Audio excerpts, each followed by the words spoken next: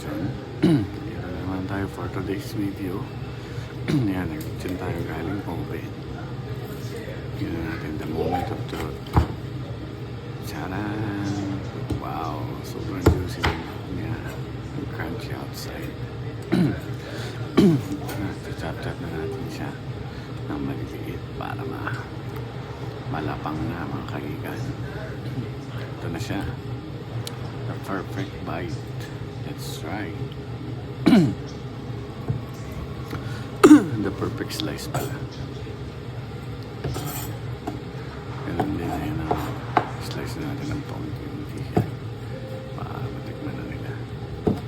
Sa mga nagkikrave na lechon, yan, madali lang ito gawin.